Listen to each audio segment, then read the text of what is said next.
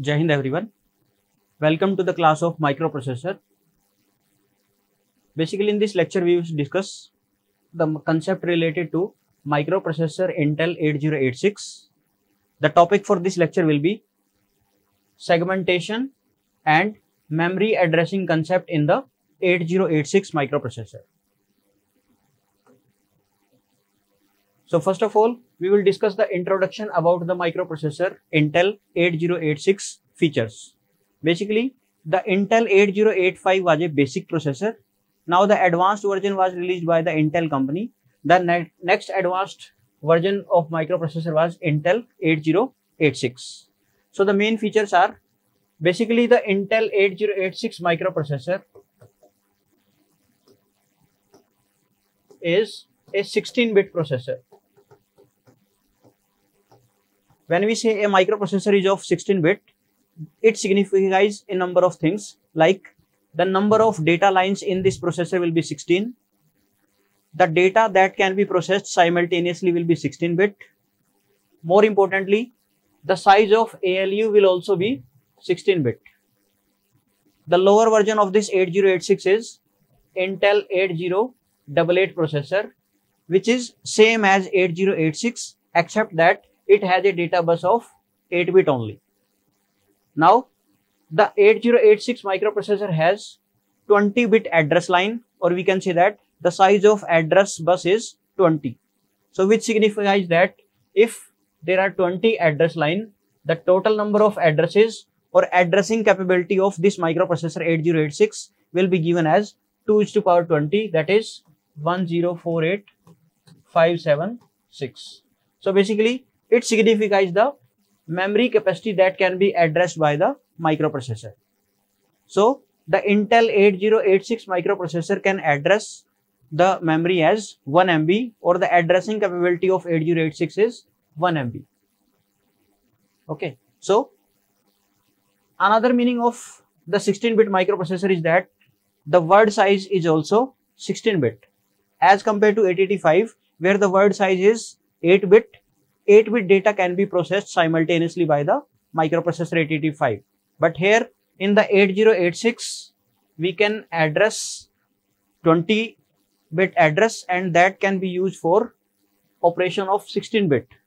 So word size will be 16-bit. We can perform operation either on lower 8-bit or upper 8 bits, or we can also perform the operation simultaneously on the combined 16-bit word. Now the main architecture features. Basically, the architecture of 8086 microprocessor is divided into two functional units. First is known as BIU and second functional unit is known as the execution unit. Basically, to enhance the speed of execution and performing the operation in a better way, the architecture is divided into two functional units. First is BIU. That is, it will perform certain tasks and remaining tasks will be performed by the execution unit. Now we will discuss the main units or main functions. First is BIU. Basically, BIU is used for fetching the instructions. Basically, we know that microprocessor is a general purpose programmable IC. So it works according to the instructions. So microprocessor works any thing in 3 steps, that is fetching, decode and execute. So the first part, that is fetching is performed by the BIU. Instructions are fetched with the help of this BIU unit. Moreover, this BIU handles the transfer of data for the microprocessor. That is, it carries or transfer the data related to read and write. Moreover, it also helps in computing the 20-bit physical address by the combination of base address, which is also 16-bit, and offset address or logical address, which is also of 16-bit. But combining these base address and offset address, we will get the 20-bit physical address. Next portion is execution unit. Basically, this decoding and execution part is performed by this execution unit. So basically execution unit decodes and executes the instructions, and it also performs the operation using the 16-bit ALU. Moreover, it also tells the BIU from where to fetch the instructions or from where to calculate the addresses. So as discussed, these are the two main architectural units of the 8086 microprocessor, BIU and execution unit.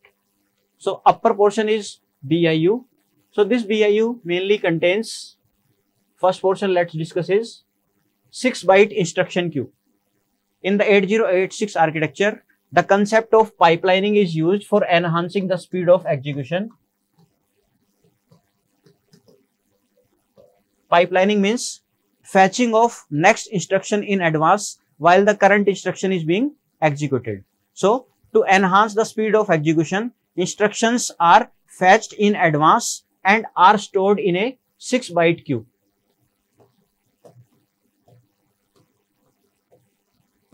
While the current instruction is being executed. So this 6-byte queue will enhance the speed of execution. This 6-byte queue does not work in the case of jump and call. In the case of jump and call. Basically in the case of jump and call, this 6-byte queue is flushed out and need to be reloaded. Basically in the case of jump and call, we generally do not execute the next instruction. Basically we have to go to the new address specified by this jump and call. So in that case, this queue does not work. Another part, important part, is segment registers. So these are 4 segment registers. Basically to enhance the speed of execution or better utilization of 1 MB memory. Okay, we have studied that the addressing capability of 8086 is 1 MB because there are 20 address lines.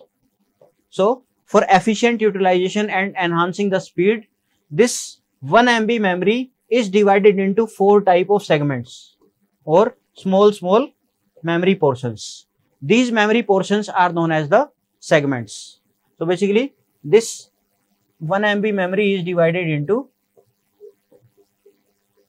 segments, and this concept is known as the segmentation, or process is known as the segmentation. So basically these segments, this is, let's say this is memory. In this we have a segment. Segment each will be of size 64 KB. Okay. Now from where the segment is starting, or starting address of the segment is known as the base address. Okay. The concept is basically there is 1 MB memory. For efficient utilization, it is divided into small memory segments. Each segment will be of size 64 KB. Now in the entire memory, the address from where the particular segment is starting, that is known as the base address or starting address. This starting address is stored in the segment registers. As we know that there are 4 types of segments: data segment, code segment, stack segment and extra segment. So starting address or base address of these particular segments are contained in these segment registers. For example, this CS register will contain the base address or starting address for the code segment. In the similar way, DS register will store the starting address of the data segment or base address of the data segment. Next is IP, SP, BP, SI and DI. Basically in the architecture we can see that in the execution unit there are 2 pointer registers and 2 index registers, and similarly in the BIU unit there is 1 pointer register IP. Okay.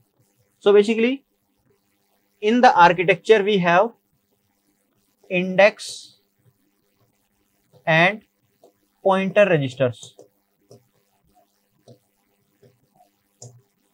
For example, index register are SI and DI, and pointer registers are IP, BP and SP. So in the physical address calculation, we require another address that is known as the offset address or logical address. Offset address or logical address. Okay. Basically, we have discussed one address will be the starting of the segment or the base address. But in the entire segment of 64K, we can work at any location. Suppose we are working at this location. Okay. So the gap between the starting and the currently working location in terms of memory locations inside a particular segment, this gap is known as the offset address or logical address. Offset or logical address. Again, this address is inside the segment. So this address will be of 16-bit. Similarly, base address, this is also size 16-bit. Basically, Intel 8086 microprocessor is a 16-bit processor. So all the internal registers will be of size 16-bit. So these segment registers as well as these pointer and index registers are of size 16-bit. So the main purpose of these index and pointer register is to hold or store the offset address or logical address. An example is, for example, this IP register, IP holds the offset address for CS register or code segment. Okay. So the code segment case, the base address is stored by this code segment register and offset or logical address is stored by the IP register. And the actual physical address in the which will be part of 1 MB, that will be of 20-bit, that is calculated by the combination of this base address and offset address. So in the case of CS code segment, we will get the physical address as CS multiply by hexadecimal 10 plus the content of IP register. So in this way, using the base address and logical or offset address, we can calculate the physical address. So in the BIU unit, another part is control system. Basically, all the tasks are performed under this control system. Basically, it works with the help of clock. Basically, the control system manages the synchronization, timing control, this type of task in reference to the system clock. And if we talk about the execution unit, other remaining portions are arithmetic and logical unit, which is of size 16-bit. So this performs 16-bit arithmetic and logical operations. In the execution unit, another important part is flag. Flag or flag register is also known as PSW, program status word. Basically, this register shows the 9 active flags in the 8086 microprocessor. These 9 active flags are divided into 2 parts, status flags and control flags. So out of these 9, 6 will be status and 3 flags will be the control flags. Okay, as compared to 8085 where we have only 5 status flags. In this case, the additional flag will be the overflow flag. So there will be 6 status flags like carry flag, parity flag, auxiliary carry flag, zero flag, sign flag, and 6th will be the overflow flag. Whereas 3 control flags are also there. These additional control flags will be the trap flag, interrupt flag, and the direction flag DF, which is used in the case of string type of instructions or string type of data. Another part is in the 8086 we also have some general purpose registers, These registers may be divided into group of 8-bit each, and if required these can be used combined together to form a 16-bit register. For example, these are formed AX. If these are combined as 16-bit, this will be used as BX, this will be used as CX, this will be used as DX. So basically these are general registers that can be used for storing of data. For example, this AL and AH or AX register, this is given the name known as accumulator register, whereas this B register is known as base register, C is used as generally as a counter register, and DX is known as the data register.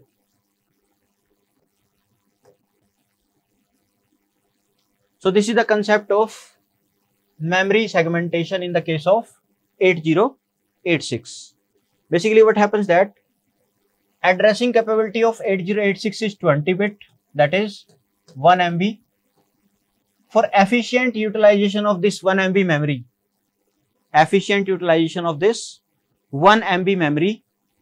like this is 1 MB memory. This 1 MB memory is divided into small memory portions which are known as the segments. Okay, and size of each segment is of size 64 KB. This is because if size of each segment is 64 KB, then we have to deal with the address of 16-bit. And when we deal with the address of 16-bit, basically it helps in the matching purpose, so that the 8086 microprocessor is also of size 16-bit, where everything is of size 16-bit. Instruction basic size, internal register size, number of data lines. So there is compatibility when we say microprocessor 8086 is of size 16-bit and the segment size is 64 KB. So in the memory we can have 4 type of segment: code segment, stack segment, data segment, and extra segment. In the memory we can have a number of segments, but type will be only 4. That is, only 4 type of segments are allowed. However, the segment may repeat itself. Some segment may be overlapping with each other, and these segments are code segment, which is generally used for storing the instructions and code. Stack segment, that is used for storing the data and address related to subprogram, procedures, macros, subroutines, interrupt routines, like that. Next is data segment. Data segment is used for storing the data, as well as it can be used as a source for the string type of data.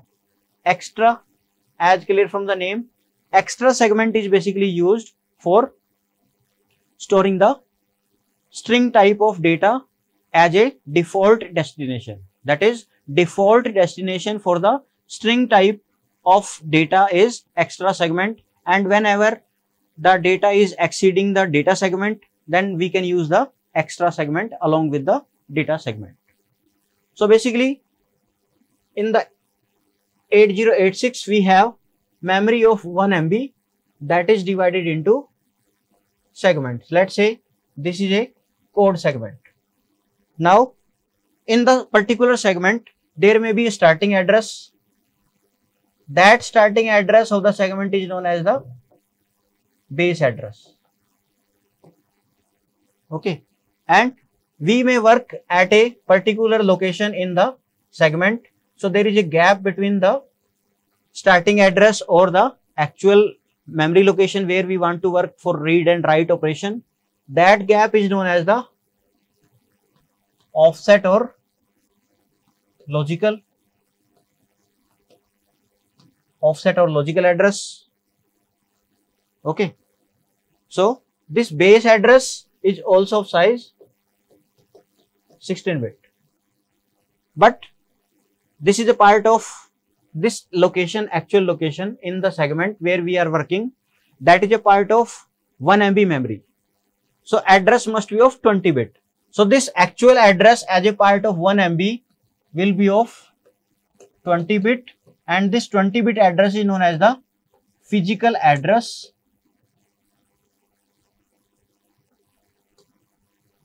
This 20 bit address is known as the physical address or the real address. So in the next step, we will calculate the 20 bit address.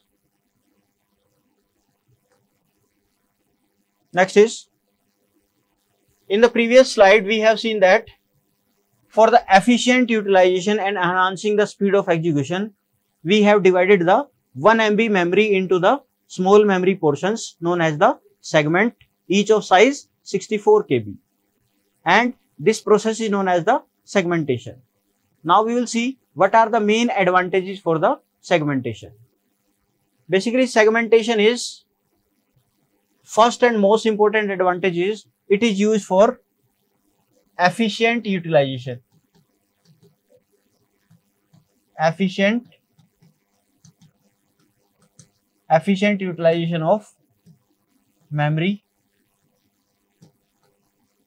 1 MB. Second most important advantage for the segmentation is that because of separate segmentation, there is no intermixing or overlapping of data. So it can avoid, segmentation can avoid intermixing, because we are storing spatial type of data into different segments. For example, we can have data into the data segment and program instructions in the code segment. So this helps in avoiding the intermixing of code with the data. Third is, because of segmentation, we can work independent of segments. Can work independent of segment, because all the segments are of similar size 64 KB and address is 16 bit. So the offset address or logical address is independent of the segment. So using the same offset address or logical address, we can operate into any of the segment. So it provides the facility of working independent of the segment. Another advantage that we can get from the segmentation is that basically due to segmentation, we can store the result of the program at different location each time the program is executed. Okay. So because of segmentation, we can store result at different locations each time we execute the program. Next advantage is, segmentation is basically best suited for time sharing systems. So it is best suited for time sharing system.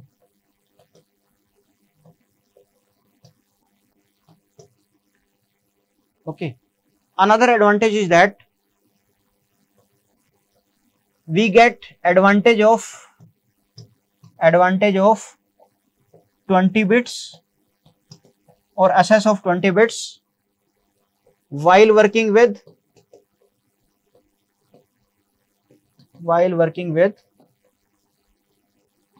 16 bits. Basically, because of segmentation in the 8086, we work in the segments, and each segment has base address of 16 bit as well as the offset address also 16 bit. So we get the everything into the 16 bit. So that helps in compatibility because the register size is also 16 bit, and using these offset address or base address, we get the physical address of 20 bit. So basically we work in the 16 bit environment, but actually we are utilizing the 20 bit or 1 MB memory portion. Okay. Another advantage is that when we work with the segmentation, so we have to deal with 16 bit, and all the binary systems available for the interfacing or all the digital systems for interfacing utilize the system into 2:power. So 2:20 will not be suitable. So when we deal with the 16 bit, it can work with the X of the system. So as discussed, we can see, we can calculate the offset address that is given by the pointer oblique index register. For example, we can get the offset address from the IP register.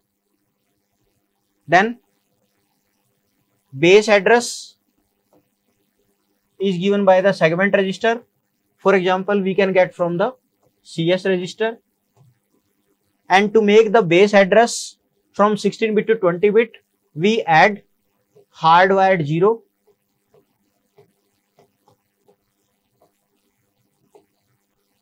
And then these two are added to get the 20 bit physical address or real address,